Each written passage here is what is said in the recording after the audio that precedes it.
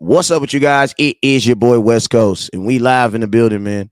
How's everybody doing? How's everybody doing today, man? It's Saturday night, man. The night before the storm, man.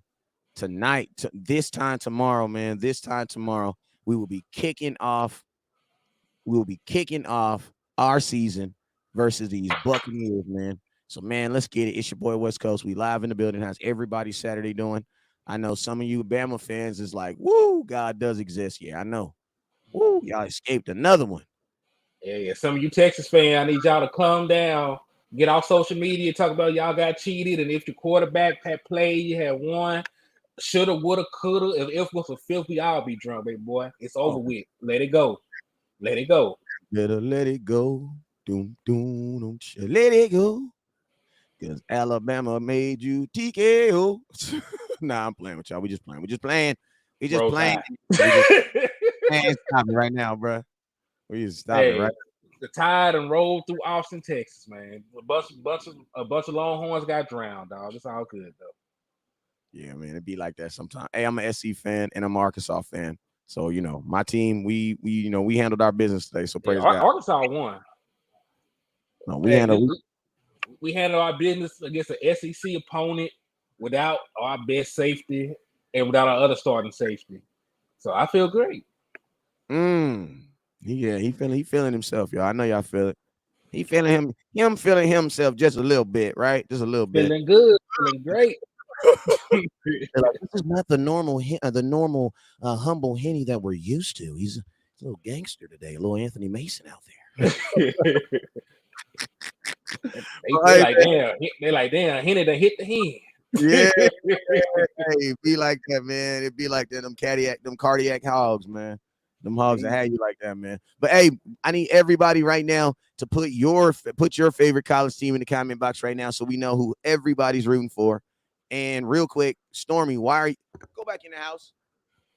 I don't know why my dog is outside. Come here, hold up real quick. Take your time. You gotta get children out the street. We got them dogs. They part of the family. You gotta make sure you take care of them. Put her in the cage. Go ahead. Let me go ahead and take a look, see who all done tapped in with us, man, on this nice Saturday evening, man. Let's see who done tapped in.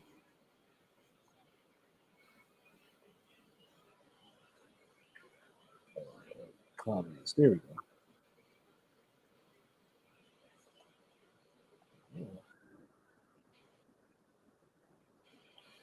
Okay, I see y'all talk about who y'all favorite college team is. I see FSU, NC State, Alabama, Mississippi State. Yes, matter of fact, let's go even further, man, because we always looking to improve our team. Y'all give me a player I need to scout. Who do you want the Cowboys to draft this upcoming off season? Yeah, man. Say, listen. Hey, man. Alabama, man. That final drive was kind of, man, it was kind of crazy, man. It was kind of crazy. I heard hearts breaking, man. I heard hearts breaking out there, man. But yo, let's get it popping with it's your boy West Coast, man. We back in the building, man. We about to go through this comment box real quick. As I say your name, make sure you guys hit that share button, and then make sure you guys hit that star button, man. So let's get it popping, man. This is the night before the storm. You already know what it is, man. If you're a Texas Longhorn fan, hey, listen. If you're a Texas Longhorn fan, first, you're last. It's what it is, man. It is what it is, man. All right, Craig out here talking about Texas got screwed. They got screwed. All right, what's up with you, Craig, man? I already know, man. What's up with you, Thomas Smith? Hey, Thomas, make sure you hit that start button, that share button. Durrell, what's up with you, my boy? I put your package in the mail today. Damon Dewan, what's up, boy? I see you. Noah Varga, what's up with you? I appreciate you. William Dunlap, appreciate you, my boy. Jerome, what's up with you, man? Make sure you hit that share button, hit that star button. Appreciate you, my boy. Richie Cochran, what's up with you, my boy? Michael, what's up, Mike? Mike, hit that star button, hit that share button. Thomas Smith, what's up, boy? Appreciate you. Lee Harrison for stopping in. He says Virginia Tech, he a Hokie. Macy, what's up with you? Joe Trantrina, what's up with you? We got Craig in the building. Craig, he Ohio State. Okay. I got what's up with you, Auntie? Come on, Auntie up in the building. What's up with you? I mean, I'm up here looking for let me give you a little run the ball. Run the dang ball. You heard me? Run the dang ball. Yeah, Run I had to give you a little run the damn ball. What's up with you, Auntie? What's up with you, Auntie Lachey? I see you.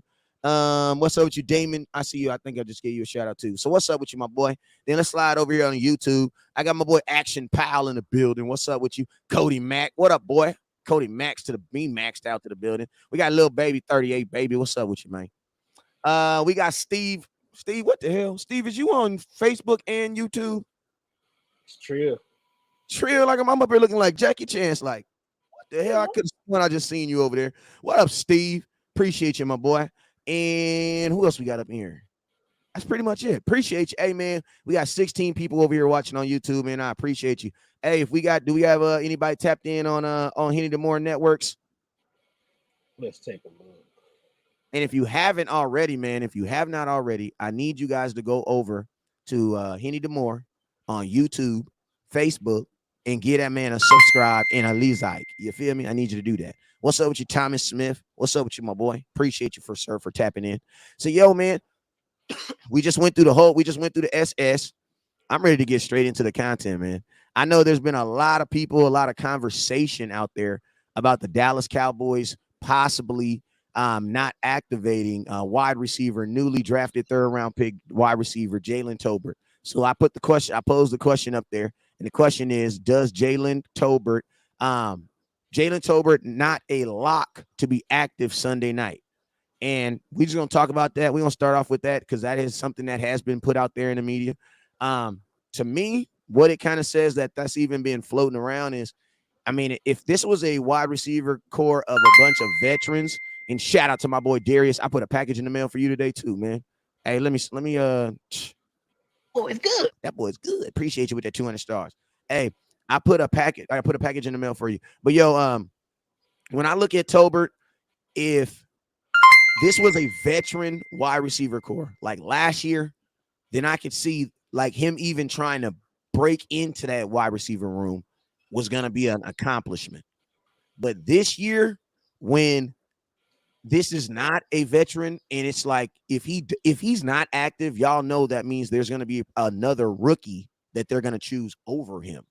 So I know the Cowboys be saying a whole lot of stuff about how we never miss on the draft and all that other stuff, but I'm just crazy. I just think that would be a kind of like a, you know what I'm saying? I need a button that say slap yourself. That would be kind of a crazy feeling, you know what I'm saying, to kind of tell your rookie that you found another rookie that you didn't even have to draft that you feel more consistent with. And that you guys already know what that is. That's Mr. Houston. We have a problem. You know what I'm saying? I got to get that soundbite for him too, in case he scored tomorrow. You know what I'm saying? But I just think that's, you know, that's a crazy, you know, obviously for the Cowboys, it's a good position to be in, because I mean, maybe that means you got you have some good youth, but I mean, in his situation, you know, man, I think the first thing you want to do when you come in as a rookie is you want to be able to beat out the other rookies. And if there isn't a clear line for him to be active, man, I think that's, man, I hope his confidence is able to, I hope he's one of those guys that bow, punch me in the face, and I come back stronger. I hope he's one of those type of guys. Well, I don't know if he is, but, you know, I think they should at least keep him activated, because let's compare him to another guy who was a third-round pick for us recently, Michael Gallup. All right, he dressed, but, you know, he was not really part of the receiving rotation his first couple of games. All right, I believe in his first 2 games with the Cowboys, he caught 2 passes for 24 yards or 17 yards. I forget the exact number, but he was a non-factor. You know what I mean? So, like, I am fine with Jalen Tolbert taking the time to develop, because it was never fair for them to expect him to come in and be an all-world receiver, you know, year one. That was never realistic anyway. And, you know, like, the best third-round receiver to come out in recent years is Cooper Kupp, and even in his rookie season, he wasn't a 1,000-yard guy. He wasn't this all-world receiver. He had a good season. He had 800 yards, but he wasn't just a guy that immediately just came on the scene and had a immediate impact in the offense. You got to give these guys time to develop, give these guys time to get accustomed to the speed of the game, develop rapport with the quarterback. And it doesn't help either that, you know, you didn't let Dak Prescott play with these young guys in the preseason. You know, the guy that's actually going to be throwing him the ball for 17 games, he does not have any live game action with. So, you know, I feel for Jalen, but I feel like he'll be fine. Yeah, and like I said, the only ding on this is if you don't get the call over another rookie. That's the only ding. You know what I'm saying? Because if you're not active, for another veteran, then it's kind of like, that's almost kind of expected. You know what I'm saying? Mhm. But you know what I'm saying? If you get beat out by another rookie, bro, I don't see how you, man. Like, that's why I said, bro, like, he got to be one of them. Oh man, the world is hating on me. It's just the world is hating on me. I'm about to get in here and I'm about to just, you know what I'm saying? He need to be one of them type of dudes. You know what I'm saying? Like, these rappers, they be talking about the whole world was against them and everybody didn't help them and their mama didn't. You know what I'm saying? Like, all these dudes, Teacher said I never make it. he just won't make it. You know what I'm saying? Like, he need to be one of them type of dudes. You know what I'm saying? And if he is one of them type of dudes, then yes, I think that he can. But a lot of these dudes, man, a lot of these dudes in 2022, man, they don't be really like that. You feel me? So we gonna have to see how he responds, because honestly, we got to see how he responds off the just sheer rumors, bruh. In 2022, these dudes is emotional. Like, some of these dudes, they're hyper aware of everything, man. I'm a Laker fan, bro. The rumor of the sheer rumor of LeBron James trading some players, bro, had a whole season just everybody jumper just went crazy. You know what I'm saying? So it's like I understand how this media, but hey, that's what it is with playing in the Dallas Cowboys and playing in one of the biggest media markets and probably the biggest media market in America. You know what I'm saying? So that's just what it is. You have to deal with that. But do I think he ends up suiting out? Yes, I do believe he ends up suiting up. I do believe he does. Look, because let's be realistic. Let him suit up. But like, even if Dennis Houston suits up himself, think about the guys ahead of Dennis Houston. Because you do got Ceedee Lamb still. You still have Noah Brown. You still have, well, damn. That's it. I was gonna say, like, I really don't see a reason why not to suit everybody up. Well, Turpin's gonna dress. He gonna take a receiver. But see, the cool thing about Turpin too is, though, you get to list Turpin in two locations. You get to list him in Simi Fahoku. You get to list Turpin in your special teams as your kickoff return. No. He's gonna be on 3. He's gonna be listed on 3. Not Jalen Tolbert, but Kevontae Turpin. He actually low key saves you 2 positions. 2 positions. You know what I'm saying? You get an extra position because of him, almost. Because think about this. He's going to get you a position on kickoff return, and he's your punter. Now, think about this. The reason why you get an extra position on that is because, remember, last year, Ceedee Lamb was returning punts, and Tony Pollard was returning kickoff returns. Now you have the same guy doing both. So that right there nets you at least 1 extra spot. And I also didn't think about it like this. What if Tony Pollard is really going to suit up and play a bunch of slot receiver? That would also alleviate the need for another unproven wide receiver. Because we've seen Tony Pollard run routes, in the NFL. We just haven't seen it a lot. I sent you that clip of him lining up against the Lions out wide as a wide receiver. Came through on the shallow cross route, got the ball, a little 5-yard completion, but he made the guy miss and took it in for a 20-yard touchdown. So, I've seen his ability as a receiver in the league. So, maybe the Cowboys are seeing the same thing. Hopefully, if Turpin does not play, they are able to give Tony Pollard some more touches. Oh, Turpin playing. Well, not Turpin. I mean, Tolbert. Oh, I say DT's throwing me off. But yeah, Turpin definitely has to play. He's I know he has to show a lot as a receiver, but he's too explosive of a player. Just like when he showed on special teams, not for him to suit up. He got to get the ball a lot, in my opinion. Hey, you know what I was also thinking? What's up? I was also thinking this right here. In this preseason game, in preseason games, you know what I noticed? That there was a lot of kickers there was a couple times that kickers were kicking the ball out of bounds. Like, they were trying to be directional, and they weren't good. They really weren't good at it. You know what I'm saying? So I'm up here thinking, like even if Turpin doesn't take one to the house, he can still help me out tremendously. Because I'm gonna tell you this right now: if you gotta go back there and you gotta directional kick it 3-4 times a game, bruh, you're gonna shank a potamus at least one. You're gonna put one, at least one of them is gonna go out of bounds. And I just hope my returner's smart enough to just let it go. You know what I'm saying? Because we'll take the ball in the 40 every day. So that's another aspect, to the game that we also gonna look at too. You know what I'm saying? Because even if he's not able to, because I'm gonna tell you this right now, bro. The Bucs, they're for sure gonna try to keep that ball out of his hands. So we're gonna be hoping for. And now think about this. Now in games where weather's not even gonna be a factor. But I'm gonna tell you this right now. If we was playing outside in some bad weather or something, or even not even bad weather, just somewhat inclement weather, that would be a major factor trying to be directional. You know what I'm saying? Because that takes some skill. Anybody just can't do that. You know what I'm saying? We're gonna slide over to something else, man, because we're gonna talk about this Ceedee Lamb, man. Talk about this old Ceedee Lamb, man. Not even old Ceedee Lamb, young Ceedee Lamb. Real quick. Because I know I can see a lot of y'all in the comment boxes asking, say, man, what are your thoughts, man? What are your expectations for Ceedee tomorrow, man? What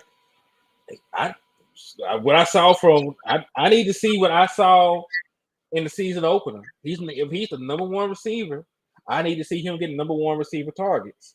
I'm not talking about 4 receptions for 50 yards or 70 yards. I'm not talking about 5. I'm not talking about it like that. Throw him the ball 12 times. He need to catch 9. He need to catch 9 or 10 of them for 100-something yards and a couple of touchdowns. That is a number one receiver. And I'm gonna tell you this: I'm gonna keep it real, bruh. Ceedee, I'm gonna tell you this. I don't know. I'm not gonna say exactly 12, but I said this.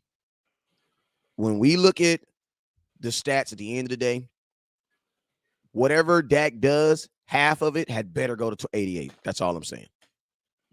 If Dak throw the ball 24 times, 12 of them had better go be aimed at Ceedee Lamb. And then say like in a perfect game, I want Dak to throw the ball 26 times. I'm gonna target Dak. I'm gonna target 88-12. I'm gonna give Schultz, old Schultzy, probably give him another. What's that 12? I'm gonna give him 8. Mm-hmm. Then I got 6 targets to do with everybody else. Yep. You know what I'm saying? And, I'm going deep to Ceedee. I'm getting first downs with my tight ends. And then everybody else is I'm running crazy because somebody missed a blocking assignment. Now I got to get gone. You know what I'm saying?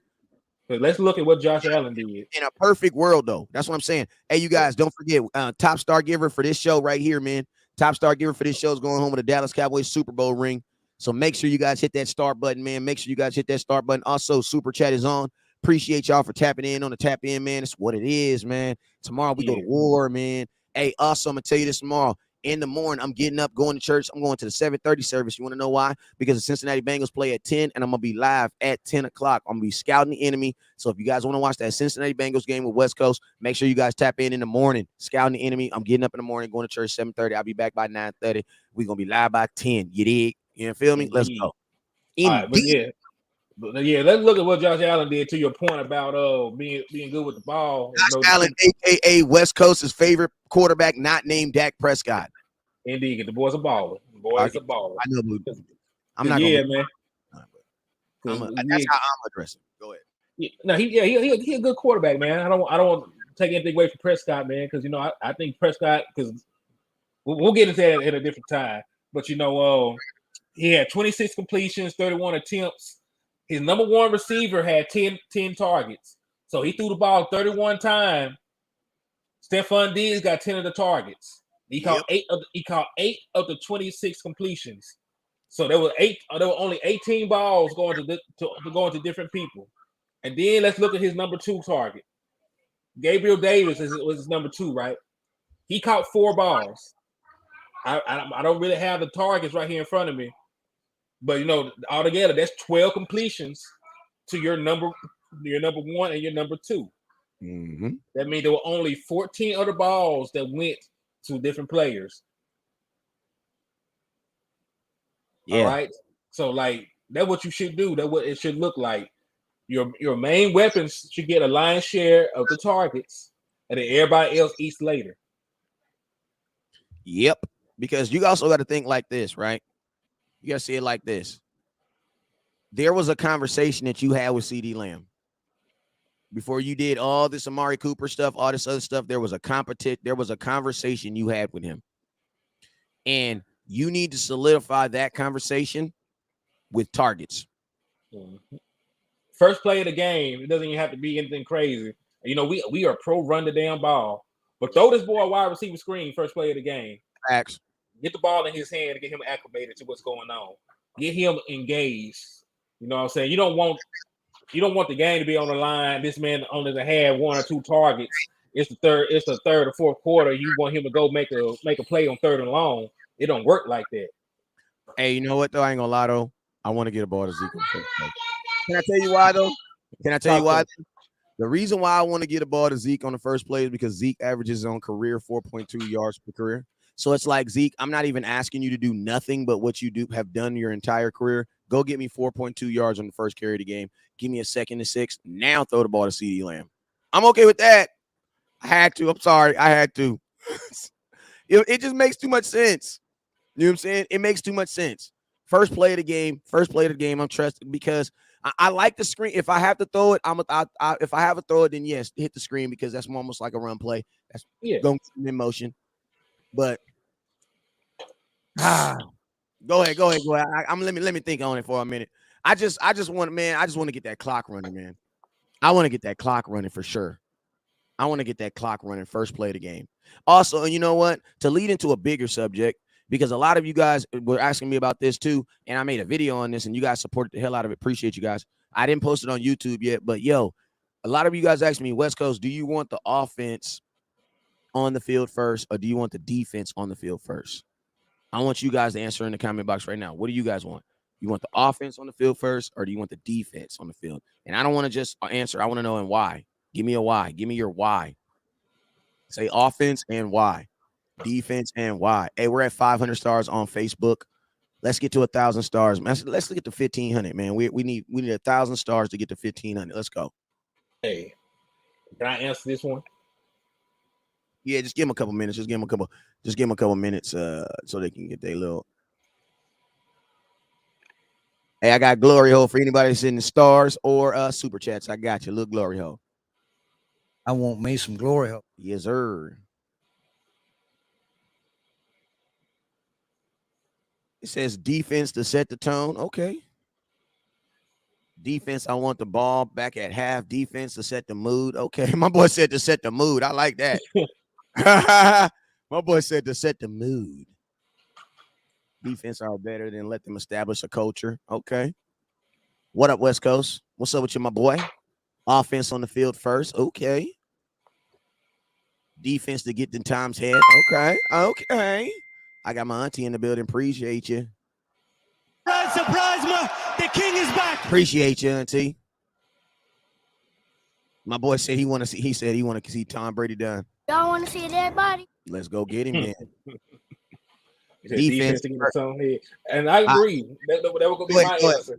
Nah, I'm just going to say what they used to tell us when we were younger, man. To always put your best foot forward, right? Yeah. Defense is up and down through the lineup, through the personnel. They are your best units. All right, they are your best overall unit. You got an all-pro pass rusher in Michael Parsons. I believe DeMarcus Lawrence made an all-pro selection before in his career. You got Jaron Kearse, who should have been an all-pro last year with the level of play he was at. You got all-pro at Trayvon Diggs. You got Anthony Brown, who really should have made a Pro Bowl because he was that good. You got Malik Hooker, who was a former first-round pick. You just go up and down the roster. You see all these guys who are playmakers, all these guys who contributed to what we were last year, and you trust them more than you do all these no-name guys. We up here on offense. We got question mark at the left tackle. We got question marks at the left guard now because they're probably going to go with Tyler Smith. We have question marks at receiver. You know, there's a bunch of question marks and not a bunch of answers on the other side of the ball. So, you know, let's get our best unit on the field first. Let them get control of the game. Because, you know, a bunch of good things can happen. You know, they could force a 3 and out. They could force a turnover. Even if they score on us, you know, they might even hold them to a field goal. So, there are still a bunch of positive things that can happen by leading with the defense first. And look, even if they do mess around, surrender a touchdown, it's the first score of the game. You're going to get the ball to start the second half. You have plenty of times to make up for that. So, I would try to win with my best features of my team, because I can't just really rely on what I have on offense. They might have a 5-game plan together, and prove me wrong. But I need to put my defense on there and see if they can make a play for us. Because hell, defense might get a turnover and give the offense a short field. But they're gonna need things like that to happen for them. So let's start with the guys we need.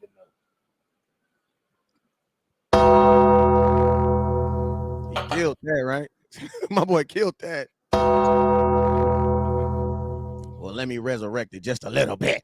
Yeah, you mean? Let me tell you why we put this goddamn offense on the field first. I'm gonna tell you the reason why we gonna put this goddamn offense on the field Run first. the dang ball. Yeah, You heard me. Run the It's a dang ball. curveball. This a pop. you mean, bro? Hey, man, I'm about to tell you right now why we putting this goddamn offense on the field first. The reason why we gonna put the offense on the field first is the exact opposite reasons of why you said we should put the defense on the field. You want to know why? Because I don't want all those question marks sitting on the field watching Tom Brady on efficient offense go up and down my field. If they are able to go up and down my field, I don't want that. What I want, honestly, is this. I want to do what's best for me to set me up in this game. And what's best to set me up in this game is to get Tom Brady down as quickly as possible. Now, how do I do that? Put your offense on the field. Now, this is what we're going to do. Now, West Coast is not saying willy-nilly just go out there and throw the offense out there. I'm not saying that, because if you put the offense on the field first and only do 3 plays and you're punting, I will come back on here and say I did not say none of that. You feel me? So let me, because y'all like to take my words and twist them. That's not what I'm saying. This is exactly what I'm saying. This is exactly what I'm saying right now, man. You're going to receive the ball first, right? We're going to, first off, you get Turpin, who you guys love and who said that may have an opportunity. What if he busts one open right out the game? Bow, we in AT&T Stadium. It's going to be like, bow! Man, it's going to be crazy, man. Listen, man, I'm a fool with these goddamn, with these. Woo! I'm a fool with the touchscreen over here, so I'm a fool with it now. You know what I'm saying? But listen, what if you bust one open? We in AT&T Stadium.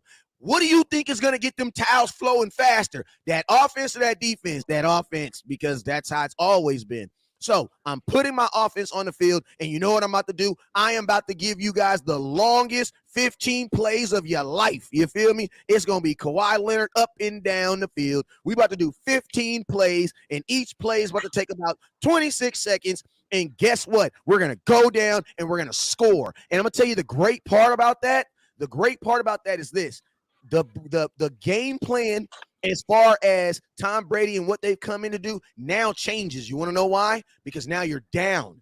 It's a different atmosphere. So guess what happens now? Now they're down. Now that same turnover that you think your defense can get on the first drive, what if they get that same turnover in the Cowboys and they're down? So now you have a chance to build and go up. Bruh, listen, I'm not trying to play with Tom Brady, bruh. I'm not trying to play with this dude, bruh. I'm not trying to put my defense out there and see if my defense can. Hell no. I'm not trying to do that. You know what I'm saying? Because what if he score on my defense right out the gate? What is my offense walking into? You tell me which is worse. Because, see, this is in this world, you got to look at it like that. I know what we want, but what's really capable of happening? Your defense giving up an early touchdown, that is realistic. I'm sorry. Because it happens in the NFL, especially on first drives. And then guess what? They get it together, and then they work it together. And you know what I'm saying? That's how defenses work. I'm sorry, y'all. So I'm saying like this. If we trying to play this Tom Brady, put the offense on the field, and we going to do 15 long, boring ass plays. And we going to walk down the field. And guess what? We going to get down there. By the time Tom Brady get the ball, guess what? It's going to be 7-8 minutes in the first quarter. What's up, man? Listen, he over there. Tom Brady, that he didn't warmed up. He antsy to get on the field now. But guess what? Listen to me. I still believe that the defense can get a turnover or a stop. But imagine if you do that when you're up. I need to protect myself from being down, because I'm gonna tell y'all this right now. If we give up a touchdown on the first drive, that might be damn near come backable. And I know that's a word, I just made that up. Listen, that might not be. I'm stating facts. Like, I'm trying to protect myself going down at any time. You know what I'm saying? I'm just keeping it real. We cannot go down at any time against, and not in this game. Nope. Because we don't have that offense. You know what I'm saying? So it's like, and then think about this. If I put Tom Brady on the field first, I limit how many times he has the ball. Listen to me, guys. I, West Coast Cowboy, do not want to give the ball to Tom Brady unless I absolutely have to. So why am I going to start off giving him an opportunity to score on me? No.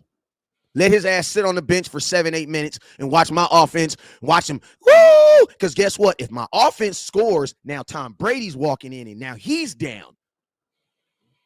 Craig said we do not score on opening possessions. Well, guess what? The Dallas Cowboys also have not won an opening game in 2 years. So what are you saying, Craig? I got to get a yeah, that aged well. So we're gonna have to break. Something's gonna have to give, right? Something's gonna have to give. We ain't won an opening game in 2 years. So what are we saying? We're trying to change that. Well, that's the like whole you said. There's gonna be a whole bunch of firsts. We ain't never beat Tom Brady. We don't usually score opening drives. We ain't won a season opener in 2 years. So, like you said, man, something's gonna have to give. I mean, Craig, it wasn't weird what Craig said, because this was the truth. Like, Kellen Moore is not good at scoring on opening drives. You can look at the percentages and see that it was a fact. Craig didn't say anything weird, Kenfolk. But I know he's not. Yeah, I'm talking to David in the thing. He said Craig says a lot of weird shit. Like, nah, it wasn't weird. It was truthful. But we gotta be 4 last year. We only scored on 4 opening drives last year. So that's actually, Craig is just a guy that really pays attention to stats and stuff like that. And he's here every day. So, you know. Yeah, he knows, but David, you gotta understand, man. Like West Coast saying, something gonna have to give. Like I said, I understand what he's saying, but I still have to factor in who my play caller is. Now, there's been a lot of lip service for us to run the ball, but I have to see the first time we get behind the chains, is he going to stick with the run game? Because what people do not understand is you can actually still have a big run on a second and long or third and long, because they're probably not going to line up in a heavy box if you run out there with 4 receivers and a running back. That is usually going to be a light box. You can run against that all day.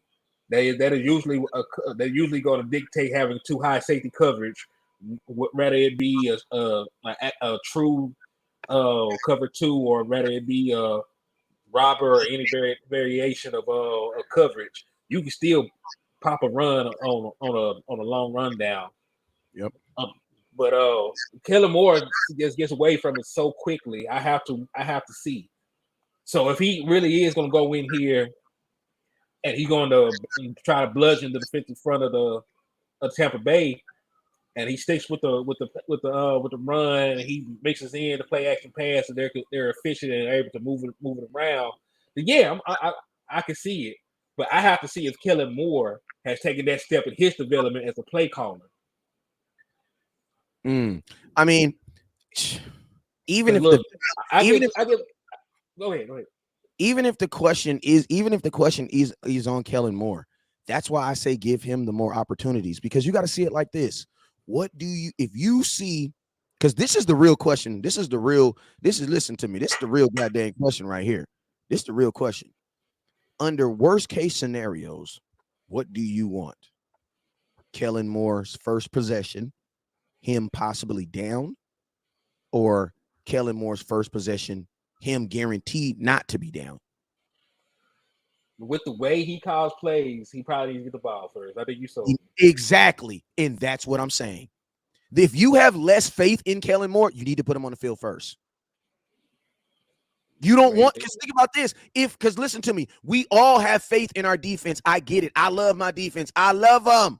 I love him. But what if the GOAT actually score on the first drive? With Kellen Moore, this offense, like I'm going to tell y'all, man, we might not be able to come back from that. Lachey said, y'all know full well Kellen ain't hitting on nothing. He going to piss us off this year. Man, listen to me. This is the faith I have in. I don't have no faith in Kellen Moore. This is the faith I have in circumstances. That's the faith that I have. I'm gonna just keep it real with you. I don't have faith in Kellen Moore. I have faith in the circumstances that are around Kellen Moore. Like Kellen Moore doesn't have Amari Cooper. He doesn't have Cedric Wilson. He doesn't have Malik Turner. He doesn't have Michael Gallup. Like, I don't think, like, listen to me, like Kellen Moore wanted to throw the ball when he had, listen to me, I can almost understand Kellen Moore wanting to throw the ball when you have Amari Cooper, Michael Gallup, Ceedee Lamb, Cedric Wilson, Malik Turner. Who don't want to throw the ball when you got all them mother? You feel me? Like, I'm not knocking you, bruh. But we don't got that. You know what I'm saying? We don't have that. So it's like, this is also going to be the first time where he really don't have that. So my thing is this, we don't have to have no, you know what I'm saying? In this situation, I'm having faith in the circumstances. The circumstances have precluded you to know that, man, you only really have Ceedee Lamb right now. Like, this offense should look like what 2016.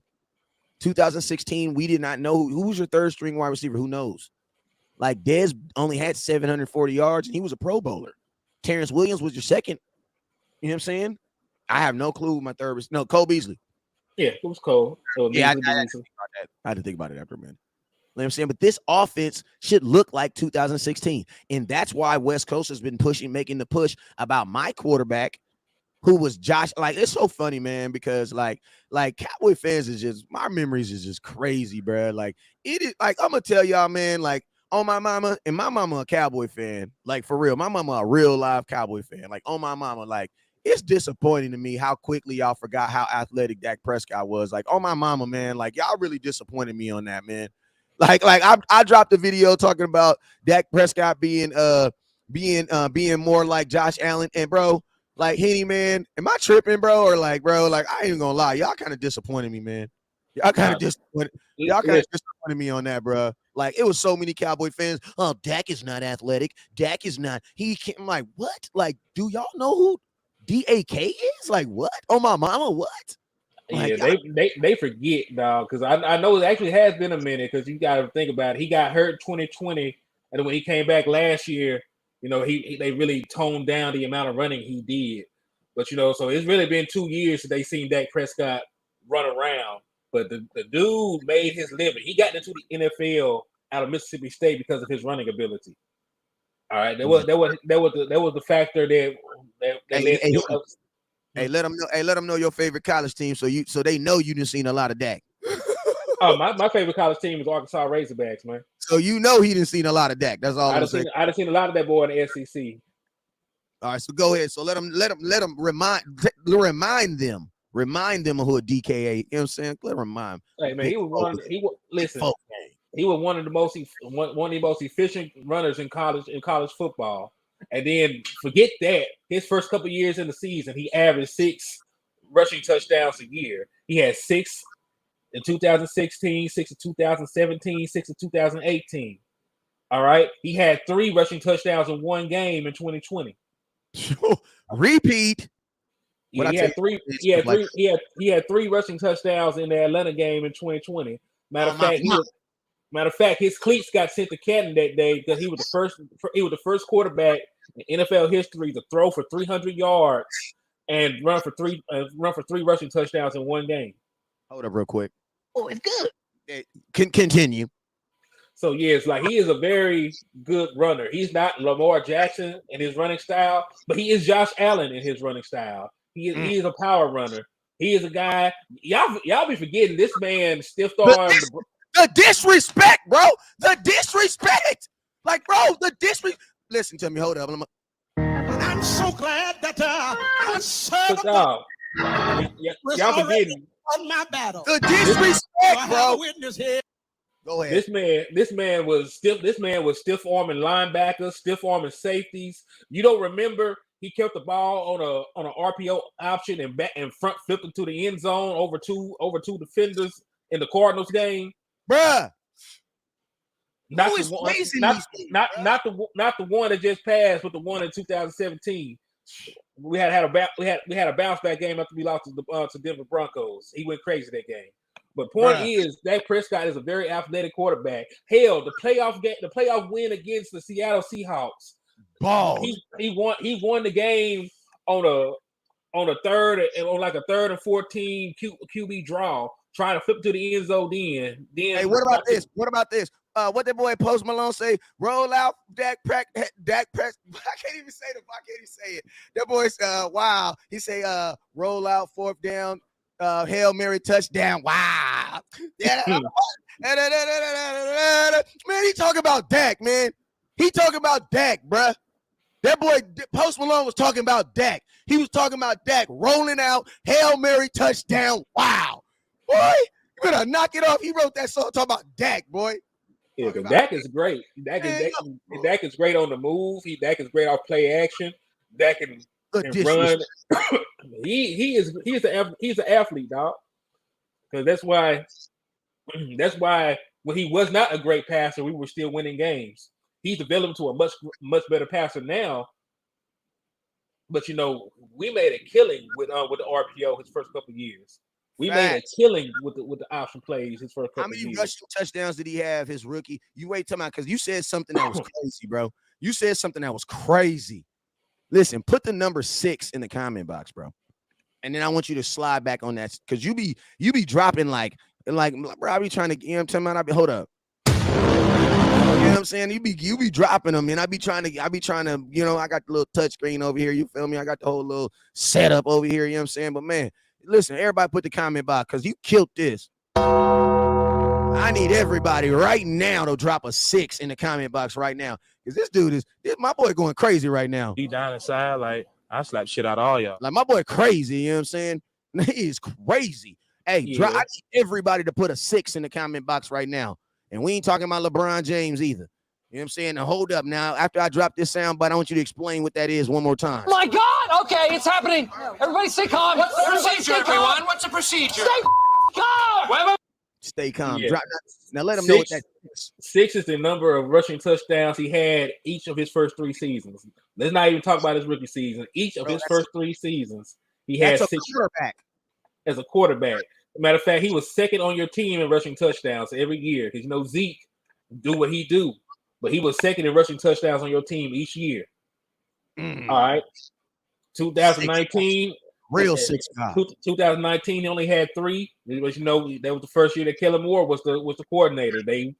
He said at the time what was his career highs in passing yards and passing touchdowns and all that year. So they moved away from the running anyway. But in 2020, he rushed for 3 rushing touchdowns in one singular game. He was on track to actually break his own. Bruh, stop talking so fast, man. They got to understand, man. I got plenty of information for them. They'll catch it. Killing them though. Hold up, real quick. You can't handle the truth. God damn, go on, say that one more time. He was on pace to break his own rushing record. Matter of fact, Dak Prescott has the most rushing touchdowns for a Dallas quarterback already. He already passed Roger Staubach in that category. He sits alone. Anything else he does is adding on to it. Matter of fact, Dead body. Y'all want to see a dead body? And we talk about rushing touchdowns. All right. Let me get the numbers right. My boy said once he got paid, everything changed. Actually, not really, because what did he get? What did he have in 2020 before he got hurt? Listen to how many rushing touchdowns he had before he got hurt. Like, listen, Dak is always balled. But I'm gonna tell you this: last year they did make a conscious decision to not run him. They did that, and they even said that was a conscious decision that the Dallas Cowboys made. But I'm gonna tell you this right now: when you do that, you are limiting his game and who he is as a football player. Because Dak Prescott, like, let me tell you, if Josh Allen doesn't rush for 10 times against that Rams game, that's a totally different game. That's a totally different game. Josh Allen rushed the ball for 10 times. Now, I'm not talking about power eye. That's crazy. That's crazy, bro. That's crazy. I ain't gonna lie. That's crazy. That's gangster. I found a stat I was looking for, Ken Folk. Go ahead. Only guys who have rushed for more rushing touchdowns as a quarterback since 2016 are Cam Newton and Josh Allen. Damn. So Cam Newton has 32, Josh Allen has 31, Dak has 25, and then right behind him is Lamar Jackson at 21. And I know that Dak has played considerably more games than him, but you got to understand Dak Prescott is a weapon with his legs. He is not a guy that's going to go out and run the ball the amount of times that they run the ball. But when he is in the red zone, when it's time to pick up a first down, he is a very valuable weapon in that aspect. And you should definitely try and use him accordingly. No, it makes no sense to have a quarterback who is mobile and to strip him of one of the abilities to make him special. Yep. Like, I think like this: if there's 17 games in the NFL season, Dak should have 8 rushing touchdowns every year. Because if you're in the red zone, bro, he should at least get 1 attempt, 2 attempts. Like, that just like, it just makes so much sense. Bro, did you see? And listen to me, Josh Allen is not no 4-3. Like, that boy was slow. But guess what? They had to respect it. So it's like, man, I definitely, man, I'm talking about third downs, red zone, anything goes on. That's what I call it, red zone, anything goes on. Man, you definitely got to put my boy on some skates and let him get it popping, man. Right. And you also got to think about what that does for your running back when there is a threat of your quarterback taking off. Because you got to remember, they're watching Dak, and with the possibility of him keeping the ball, they're going to be a step slow. In the NFL, a misstep is the difference between making a tackle for a loss and them breaking away for a touchdown. Facts. And guess what? And he has that ability. Definitely has that ability. So I mean, go ahead. Gary Lynch, it showed Dak weighs more than Zeke. Yeah, Dak is a big boy. And I'm gonna tell you this right here, man.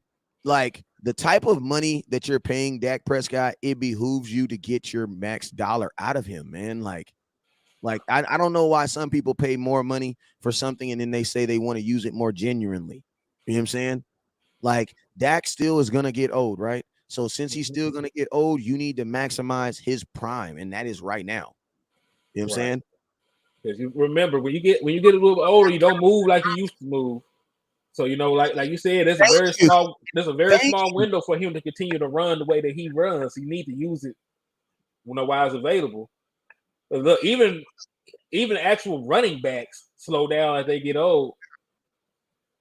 And then obviously the injury factor comes in more effect as you get older. You know what I'm saying? So it's like, and I think, and to be honest with you, I think that's part of the reason why the Baltimore Ravens are having such a hard time giving Lamar Jackson this big, ridiculous contract, because I think they understand in the back of their mind that his style of play is going to change over the next 2 to 3 years. Yeah. But they paid Josh Allen, and he's a guy who was actually trying to run you over because Josh Allen's every bit of 6'5", 250 pounds. Yeah. So, he is a guy that's going to take more hits than a guy like Lamar Jackson, who was a elusive runner. Hey, think about this, man. There were so many people that said that Cam Newton basically, he made it, bro. Like, his running he can still do what he wants to do. It's Cam's arm is why he don't have a job. It's not his legs or his athleticism. And the messed up part about it is Cam Newton did not even hurt himself. He did not even hurt his shoulder running the ball. He hurt his shoulder trying to make a tackle on an interception. And that's the crazy part. He didn't get hurt because of his play style. He got hurt trying to be a hero. Trying to intercept him. I'm trying to tackle an interception. Yeah, tackle a guy after interception. That's the reason that he fell out with Kelvin Benjamin, because on the play, the ball got intercepted because Benjamin was lazy on the route. That was the start of the fracture in their relationship. That's crazy because I was sitting on the toilet a couple days ago, man. I was actually watching that on Reels, and I was looking. I always wondered what happened.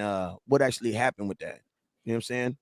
Like, why was there such a big issue? Like, because, like, man, Don't nobody go in the bathroom for about 45 minutes. Somebody open the window. like, you know what I'm saying? Like, I was always wondering, like, what actually happened with that. You know what I'm saying? Yeah, that was the start of their thing because Kelvin Benjamin, he always had that stigma about him being lazy, not putting the work in, but Cam still took him under his wing anyway. But that happened. He got hurt, and then there was some other stuff that happened, but that was the start of it. That was the start of it. Then it went downhill from there. Cam was never the same after that, and of course Kevin Benjamin not even in the league no more himself because he's not a guy that stayed in a proper shape a wide receiver should. Okay. But yeah. All right, so let's get to this next one, man. Let's get to this next one. He says Dak can also run the read option well in college. Okay, good point. All right, my boy on YouTube says, what y'all think about the Bucs front seven? What do we think about the Bucs front seven versus the Dallas Cowboys offensive line? That's basically what he's saying. On paper, they are the superior unit. However, they do still run a 3-4. I know that on paper they were the best run defense in all of football last year, but they still gave up 4.4 yards a carry. So run the ball first. Yeah, so they are still susceptible. The reason why people were not running the ball against the Bucs because they did not have the opportunity to. Facts. You blink your eyes, you were usually down 14 points by the time they try to establish the run game. So it got to the point where you were trailing too much this high power offense to try and run the ball. So that's why the attempts are so low. But the yards per carry, they are very susceptible to it. They're going to stay in that 3-4 lineup. They're going to when we say 3-4. I know most people know what it is, but there's only 3 down linemen and 4 linebackers for support. So you can blow a smaller linebacker off the field with a tackle or a guard if you're pulling in that direction. That's why a 3-4 is not the best against a heavy running personnel and things along those lines. You can bring some great pass rushers, especially if you have like a Von Miller or a White like they have. That is great for that. But they sit in their formation so long, it's very susceptible to it, especially if they mess around and keep safety outside of the box. And I'm gonna tell you, versus this offensive line, I would say this. I'm actually happy. I'm more happy that they're running a 3-4 than they are a 4-3. And the reason being is because that means Tyler Smith is not going to have a grown-ass man sitting in front of him for the most part. He's just going to be standing off to the side. You know what I'm saying? But for the most part, he'll see him coming. He'll see him coming because he's going to be standing up. So he's not going to have to deal with a D tackle. You know what I'm saying? Now, he's going to have to deal with speed. You know what I'm saying? So, coming off that edge, technically, this is the thing. Tyler Smith's biggest asset is his strength. So, if he catch somebody trying to bull rush him, I would probably say with this front, I would think he'd be okay. Where he's going to get in trouble is when they try to put him on an island. If you see the defensive end really, I on film have not seen the Buccaneers run any type of oh my God, my mind just went. I just had a blank. Well, they don't run stunts. No. It's when you pull the San Francisco runs a lot of it. It's when you pull the defensive end all the way to the right, to the far side. Oh, wide 9. There you go, wide 9. Thank you, Jesus. I haven't seen them do a lot of wide 9, so praise God. If this was San Francisco game, I would have a totally different conversation because when you run that in wide 9, you are going to have to be technically sound because they're going to purposely try to put you on an island so that you can haja all night. You know what I'm saying? They'll run directly at it. That's actually what we did against the Chargers because they had the same. Because Staley used to be their defensive coordinator, and he brought that with them. But remember, they played a bunch. They played a bunch of wide nine, and then they also stayed in split safeties the entire game. That is really a reason why I was upset with Kellen Moore, because there were plenty of running opportunities in the playoff game. Yeah. Well, I mean, yeah, but I mean, as long as I don't see any appreciate you, Miss Cortez. Let me give you a little glory hole real quick. I want me some glory hole. As long as the Cowboys, I don't see like this front four is not. I don't think there's going to be a time where the Dallas Cowboys offensive line is just going to look like crap versus them. You know what I'm saying? I think there's going to be, my biggest concern, honestly, is Connor McGovern versus Vita Vea. You know what I'm saying? Like that right there, and versus that one technique. That's where my issue is going to be, because my thing is this: if you are Via Veda, why are you going to sit in front of Zach Martin when you can sit in front of Connor McGovern? Like you know what I'm saying? The job is to get to the quarterback. So if I can get or stop the run, who do I think I'll be able to get faster? And that's going to be on that left hand side. So I would think it's going to be heavy on that left side. You know what I'm saying? So my biggest thing, honestly, your offensive line coach is going to have to line shift, man. There's going to have to be line shifts. Like a line shift is basically when Dak comes up to the line, he sees the pressure and he shifts the line to that way. Now, a lot of people see that's scary football, but that's not scary football. That's freaking that's smart football. Like, to be honest with you, in this game, I would probably line shift a lot to Tyler Smith. Like, and where I'm basically shifting the blocking assignment. So we're going to help. We're basically, the whole offensive line is going to kind of help him. You know what I'm saying? So It's like, I would do a lot. You would see a lot of line shifts for me. You know what I'm saying? And if they come back this way, I would shift. I would give them a break if they went the other way. But for the most part, I would do a lot of that. Another thing, man, running backs are going to chip. Like I was just going to say that. We about to chip and dip all night. And Tony Pollard, man, listen, you know, Tony Pollard, I saw him on some film last year chipping. You know what I'm saying? Not last night, but me and my little brother was looking at film. He's an offensive line coach, so he's always sending me offensive line stuff. But I seen some videos of Tony Pollard chipping. Now, obviously, I don't really want him to be chipping because, man, I want him to be 100% used as a wide receiver. And if he's chipping, that means he's coming out the backfield. I would want that to be Rico Dow. You know what I'm saying? Like, I want to see Zeke and Rico Dow tomorrow. I don't want to see Zeke and Tony Pollard. And I know that's what they've been promising us, but that's not what I want to see. I want to see Ceedee Lamb and Tony Pollard. I want to see Zeke and Rico Dow. That's what I want to see. Miss me on the Noah Brown's going to be, man, I don't know what y'all be thinking, bro. I don't even know what the hell y'all be thinking sometime, man. Y'all be saying some crazy stuff on the internet. That's all I'm going to say, man. And then y'all say that stuff and y'all be wondering why the internet be looking at us crazy. I seen somebody talking about that Noah Brown was going to get 1,200 yards. I'm like, oh, my God.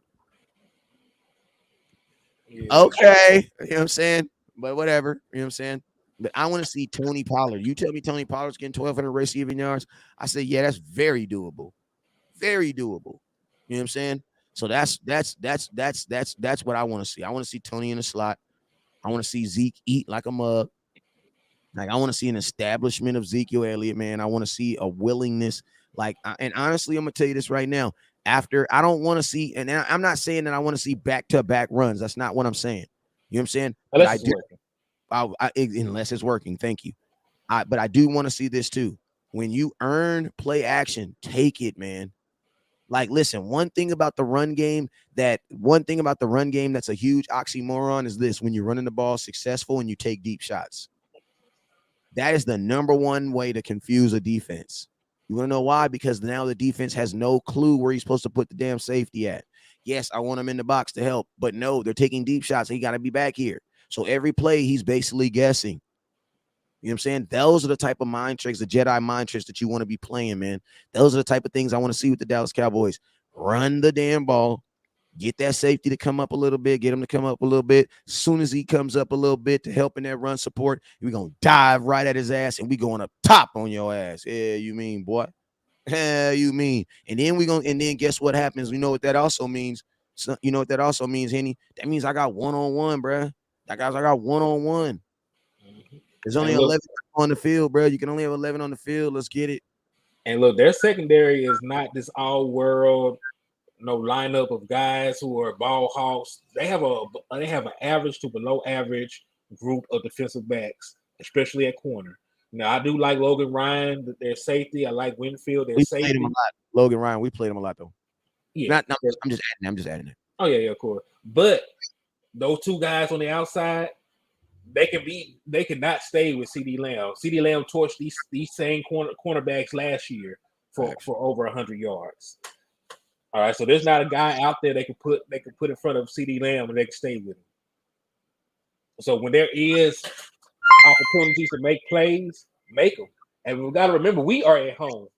They are the ones that have to deal with crowd noise. They are the ones that are going to have miscommunications in their backfield on defense.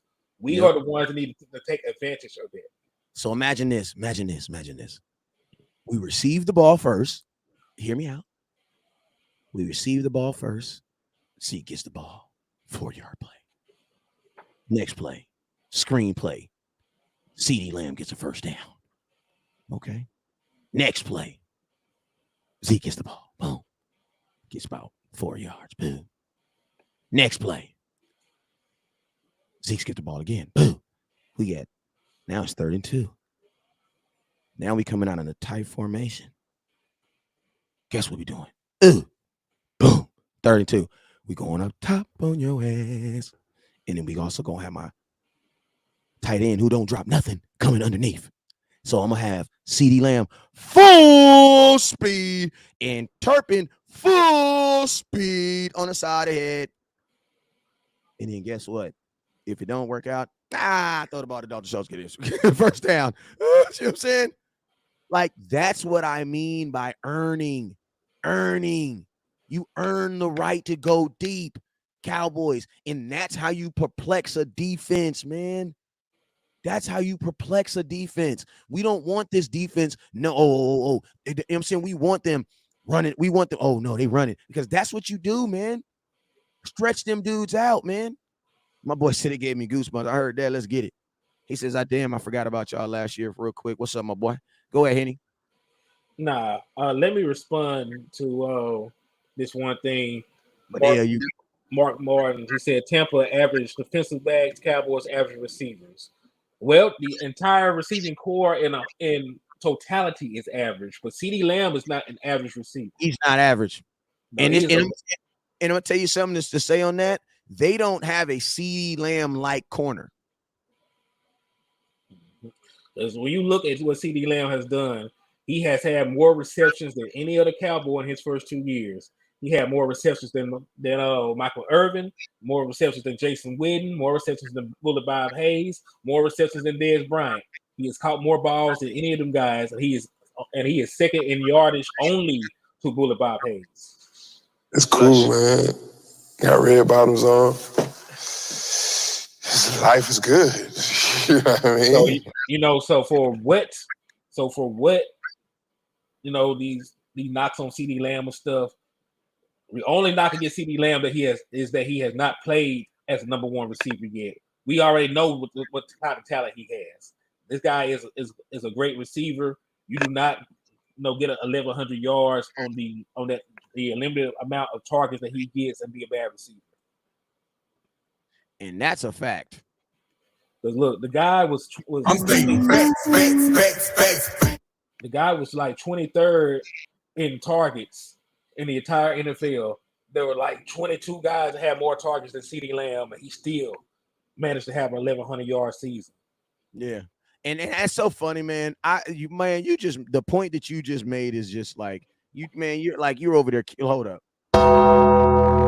Like, you're killing it, bro. Like, that is so phenomenal. Like, my boy said yes. He said yes. Them as a crew are average. Yes, you're absolutely right. They are. I was trying to think of a rap group that's average, but then one person went individual and they just blew up. Who is they? What's a good one? What's an average? They Destiny Child. They are Destiny Child. They are Destiny Child. But we do have a Beyonce. But we do have a Beyonce. Hell, you mean? Don't play me. Hey, y'all need to put some stars in that button. Hit me super chat on that one. Hey, let me see. That was. Y'all want to see it, everybody? Hell yeah, I gotta get the Stone Cold on that one. Hell, you mean, boy? Yeah, we might be Destiny Child, but Ceedee Lamb is for sure Beyonce. You know what I'm saying? He's better. He's well. Oh my God, my boy said NSYNC. There it goes. Hey, man. NSYNC my group though. I ain't gonna lie. That was my group, man. That was my group. You know what I'm saying? And when you also factor in the defensive backs, one of those defensive backs is going to have to try and guard Dalton Schultz, and we know that he is a top 10 tight end. As a matter of fact, he's a top 5 tight end because he outplayed Darren Waller last year. And that's a fact. My boy said the Jackson 5. Hey man, listen to me. You got knocked. Well, hold up. Don't disrespect the Jackson 5s now.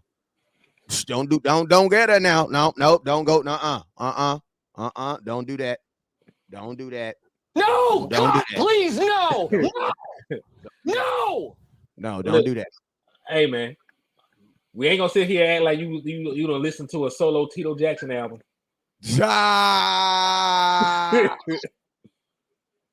I'm just saying.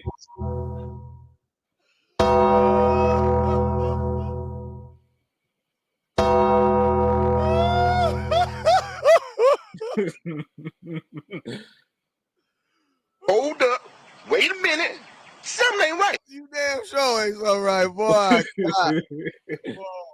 Surprise, the king is back. You know it, man. I heard that, Hitty. My boy said. So now we're gonna put Jackson 5 in there. They all right. If Michael Jackson laid out the songs, and damn it, they gonna be in there. Oh, bro, I'm dead, bro. Oh, it's good. That boy is good. Oh man, that was funny. All right, go ahead, man. Go. That boy said, "Nah, I know you was not sitting up here listening." Man, that's funny. Go ahead, man. But yeah, man, you right, man. You right. You know what I'm saying? But we definitely got ourselves a Beyonce, man. So don't be sleeping on. I think Ceedee Lamb is gonna be able to do his thing, and more importantly, man, they don't have a Ceedee Lamb type of corner, you know what I'm saying? So when the if we can just get listen, I don't know if Ceedee Lamb can beat the double teams, but I definitely think a one-on-one, I'm taking Ceedee Lamb over any corner on this team. Straight up. I'm taking Ceedee Lamb over any corner on the Bucs right now. That's why I'm up here begging for the targets. Hey, shout out to my boy with the 200 stars. Appreciate you, my boy. I want me some glory help. Oh, that's my wife. She sent us 200 stars, Ken folk. Hey, appreciate you. Hey, you got to. Hey, now I need to tell her go over on hit it more and hit that share button over there. Appreciate you. Hit that. Let me slide. There's one more. I gotta load. Let me load up in here. But yeah, man. I'm clearly taking Ceedee Lamb over any corner, over any corner. So give him the targets. On the Bucs. Give him the targets. Give him the targets. Give him the targets. Go. Hey, Neil says, can I get the white RTB? Yeah, man. Hit me in my inbox. I got you. And then listen to me for my boy Neil who just got his run the damn ball hat. Here, I got this one right here for you. You are the real heroes. You are the real hero, Neil. Appreciate you, my boy. All right, go ahead, man. I'm listening. Where was we going next with this conversation? Go ahead. We were just talking about the matchups we have, man. Because we have to, like you said, we have to overcompensate for the lack of depth on the offensive side of the ball. Because while we are not as deep as we were, we still got guys who are great at their positions. Ceedee Lamb is projected to be a top 10 wide receiver. He probably, even if he doesn't play it down, he's probably still a top 15 wide receiver. Facts. Dalton Schultz is a top 10 tight end. Facts. You have a top 10 running back in Ezekiel Elliott. Facts. You have a top 10 quarterback in Dak Prescott. So facts. We can't sit here and mope about and you got a top 10 guard. I don't know if there's too many offenses that got 10. Bro, that's a damn article, man. We still have great talent on the offensive side of the ball. We become spoiled in Dallas with the amount of great players we had. We had three receivers that had 1,000-yard seasons in their career, and then we had Cedric Wilson who came in and played incredible. And then we had all these other guys that contributed. And then we had this and had that. Not every team has that. And it doesn't matter because there's been teams with far less talent than we have on our team right now that has won Super Bowls. Look at what the Patriots did. They were winning games with Julian Edelman and Rob Gronkowski as his only weapons. He was making it work with Danny Amendola and running backs. Hold up real quick. Do I have a witness here? Go ahead. Finish. Go ahead. So like there is a style of play that we can do that we can use to still win games with the personnel that we have. We can still run the ball. I know that Tyron Smith isn't there, but Tyler Smith is a great run blocker. That's one of the reasons why he was still able to make it in the first round despite his issues as a pass blocker. Zach Martin was top 10 in run block rating last year in the guard perspective. There were only 10 guards, and he was in there. There was this high. Even with the issues I had with our center Tyler Biadasz, he was top 10 in run block win rate for centers last year. Hold up. So, I have a witness here. You getting the whole sound effect, goddamn. And I really don't know what you're going through this morning. Hold up, and you're getting part 2. And I'm so glad that I serve a God that is already fought my battles. No, I have. So we have what we need. We have what we need to win games. So if it does not work out, though, I need y'all to stop blaming the players. The players do not call their own plays. They do not come up with their own personnel packages. They do not manage their clock. They do not challenge plays. It is up to the coaching staff to use the players that we have and put them in positions that are conducive to winning football games. So there is no passes. You know what? Even for our quarterback, I still expect Dak Prescott to go out here and throw for 4,000 yards. I still expect him to have 30 touchdowns. I still expect him to be in consideration for a Pro Bowl selection or an All Pro selection because that is the level of talent he is. He's still that player. So you got to look at it like this. Even in 2018, we know we played those first couple of games without Amari Cooper. Dak Prescott still had a 2-to-1 touchdown interception ratio. He still won you 3 games. He really had you in position to win 5 games. But you remember there was the big play in overtime that DeAndre Hopkins made, and they went down there and scored because he broke like 72 tackles and went down, got in field goal range. And then it was the missed field goal by Brett Maher in the Washington game.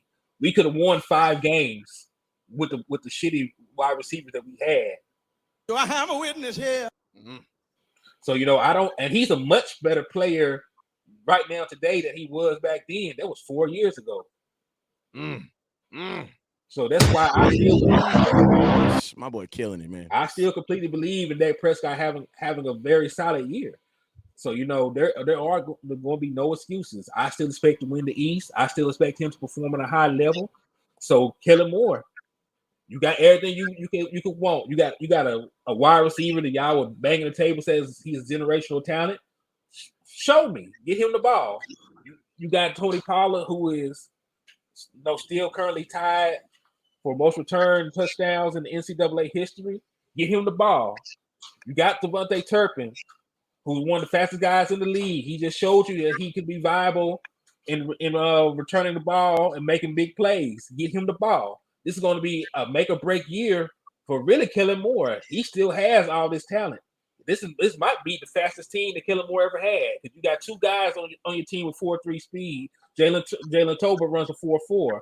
So you are faster. You may not be better, but you are faster than you have been in previous years. Shoot, man. The expectation is still what? The expectation is still to win. We must win. Win is the name of the game. Man, I need that on there right now. I actually got that sound back too. I actually got that too. But yeah, man, like, there's I love the fact, man, you just hold up real quick. Matter of fact, we about to do it right now. Hold up. Thought I was playing. Hold up. We must win. We will win. Win is the name of the game. You feel me? We must win. We will win. Win is the name of the game. You know what I'm saying? And that's what it is. No matter what the circumstances, man, there are not too many teams that still have what we have on offense, man. And that's why I said, at the beginning of all of this, man, at the end of the day, you might have to have one of them series seasons where you need your superior talent to just overtake what it is, man. Like there's only 11 positions in all of offense that you can have. So guess what? And you have 5 guys that are looked at as the best in all of football. I promise you there's not too many offenses like that. I promise you the Rams did not have that last year. I promise you the Buccaneers did not have that the year before. Because you got to think about it, man, because like you said, there's 11 guys. Your quarterback great. Your running back's great. Your tight end's great. You got a receiver that's great, and you got a guard that is great. Matter of fact, you're going to have a tackle that's great if he's able to come back this season. And hell, Jason Peters is still a serviceable guy that can fill in if there's any issue with Tyler Smith. So we got what we need. I know there may be other teams with more talent, but like it doesn't actually matter. You have to produce on the field. Facts. All right, man, let's shift to some questions, man. Questions, right? We need questions, man. I don't care how dumb, how stupid they is, as long as they ain't prediction questions, man. Will Micah Parsons have 9 sacks? No, man, I don't know.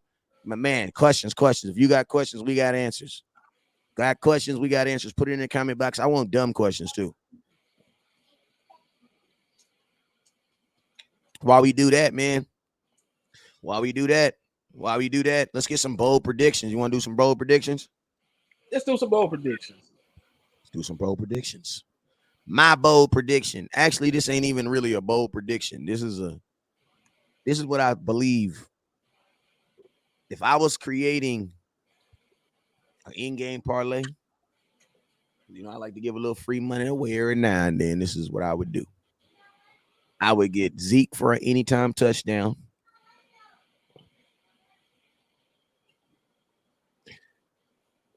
I have a strong feeling Dak scores tomorrow, bro.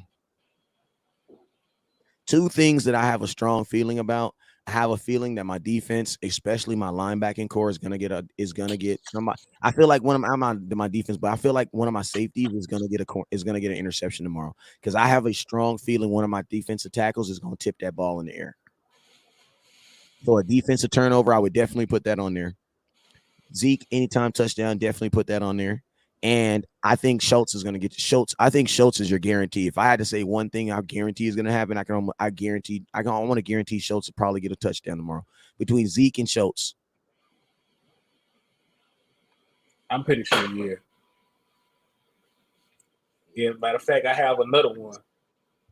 I believe Dak Prescott's going to have at least 2 passing touchdowns. 2 passing touchdowns, okay. 2 passing.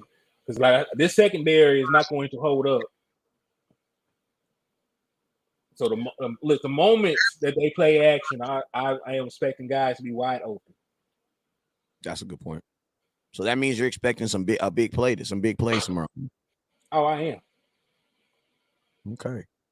All right. Let's look. Reese says we don't prove himself. He won't work for nobody but the Joneses family. No, I don't know what you're talking about. How many times will Brady be getting up off the ground? We didn't hit him at all last year, but he has 3 new linemen.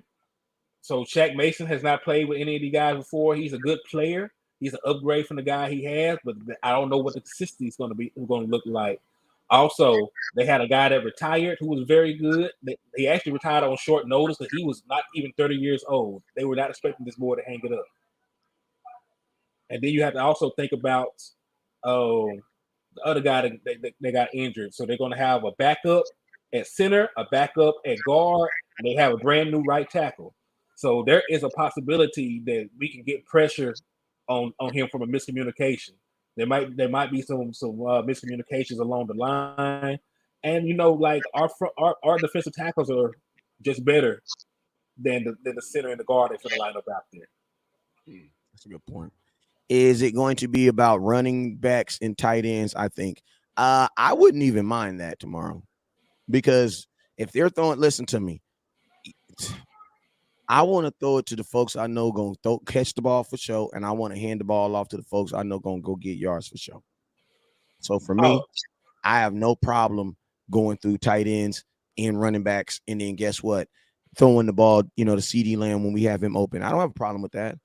It sounds. Chris said I'm sorry. Chris is saying he was talking about Kellen Moore. He said he was talking about he don't prove himself. He won't work for nobody but the Jones family. Nobody going to hire him if he can't do with all the talent he's got. Yeah, Kellen Moore has to do some show improve. Yeah, because for the most part, think about this. For the most part, the NFL still thinks the Dallas Cowboys has that offensive line. They have that offensive line. You know what I'm saying? So it's like when you go to a Denver Broncos and they're like, bro, we don't even have the talent that y'all have. So how, if you're not able to produce with them dudes, how you gonna be able to produce with us? And that's really a bad thing to think because we do not have a great offensive line, even with Tyron Smith here. They were the number one penalized unit in all of football last season, and they were only 23rd in pass protection. So in pass block win rate, they rated out as a unit as 23rd. So they were only a couple spots ahead of Cincinnati. You can't tell me a team that had that many holding penalties and still gave up sacks was a good line. I don't care about Pro Football Focus grading individual players who barely played together and adding up and taking a sum total of their averages. That makes no sense to me. Well, damn, I stick that a little personal. My boy said, does Moore commit to the run? I really hope so. He has to. Because, look, I know we said we got good offensive talent still, but one of the best guys that I named is a running back. So how can you utilize one of the best players on your team if you don't run the ball? And the easiest thing for this offensive line to do right now with all the moving parts is going to be run the ball. Mm-hmm. Like, it would behoove you to run the ball because it's the easiest thing for your offense. Like, running the ball is going to be the easiest thing for the offensive line. Hey, man, but we've been on here for an hour and 30 minutes, man. I appreciate everybody that's been tuning in, man. Make sure you guys tune in the morning. I will be watching I'll be Cincinnati Bengals versus the Pittsburgh Steelers. So make sure y'all tune in for that game.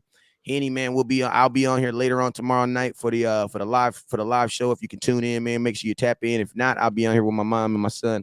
We're gonna have a good time, man. But hey, man, Henny, let them know what your next article is gonna be. Actually, man, let's talk real quick, because today is Saturday. And hey, a lot of y'all don't know that, I cover cowboy content like I do, but Henny DeMore, he actually cover college football too. That's kind of like his wheelhouse. He loves doing, and his team is the Razorbacks. So real quick, man, let them know about your next article as far as that. And then shoot, man, I'm trying to talk him into having a weekly little college show, you know what I'm saying, to talk about college stuff, but we're gonna see about it, man. Go ahead. If you jump on with me, man, I'll be more than happy to do it. But yeah, man, my next article, I'm actually going to be doing a second installment. I'm gonna find you a co-host. How about that? I'm gonna find you a co-host. I'll produce the whole show though. But hey, I'm doing a Heisman watch list for KJ Jefferson because he deserves it. I'm going to update that. We already had the first installment on that after the win they had over the Cincinnati Bearcats. They just won again today over the South Carolina Gamecocks in a very dominating fashion, and he played well in that. And I also am doing some scouting for up and coming draft prospects from the Arkansas Razorbacks. So I'll be doing some breakdowns of Upper Pool. I'll be doing some breakdowns of Drew Sanders. Those guys are linebackers, and we probably will need a linebacker after this season is over because I don't believe Leighton Vander Esch is still going to be with us. But yeah, so just tune in for that. I'll be on all platforms, all channels. I'm on YouTube, Twitter, Facebook as Henny DeMore. Just give me a like and subscribe, tap in. I'll keep the good content coming to you. Hey, man, I agree with you on that. I do not see any way LVE is on this team next year. No, because you got to think about what the writing on the wall is. Yeah, they had a chance to keep him longer. They could have been and extended him, and they also they dropped his 5th-year option. Yeah. So the writing is on the wall that unless he just has a phenomenally good season, Pro Bowler, bro. He'd have to be a Pro Bowler. And even if he was a Pro Bowler, then you tell him, bro, we can't see, we don't know. We don't know. Right. We don't know. There's no way he's a Dallas Cowboy next year. Mm-hmm. Because it's too much that doesn't happen right now, especially with his injuries. You got Jamon Clark coming back next year. Damon Clark. You know what I'm saying? You already got a guy that you drafted that is pretty much a red shirt for this season that you're going to groom. But you also got to think about it like this: we're probably going to need multiple linebackers because I don't believe Anthony Barr is going to be here after this season either. No, if he does play well, then he's going to price himself out of Dallas, and if he does not play well, he's not going to get re-signed by the Cowboys because of his age, because of his injury things on those lines. And you got to think even though he knows he's not Von Miller, he knows what Von Miller just did. So he's going to be looking for a Von Miller type contract. Not saying that he can get it, but he's going to look for a Von Miller type situation where he can ball out, get a bunch of stacks, and go get a final check somewhere. And my boy David Bailey said, "Go Razorbacks." Hey, if you're a Razorback fan, make sure you go over to Henny the Moore so you can stay up on all the Razorback content, man, because he's gonna be he follows them, he writes articles, he does videos and contents on the Razorback and the Cowboys. You know what I'm saying? So make sure y'all tap on with him on that. And he actually live in Arkansas. You know what I'm saying? But hey, man, this is my blood relative, man. You already know what it is, man. It's your boy West Coast. I'll see y'all in the morning because you already know what it is. Never look down because the stars up. Peace.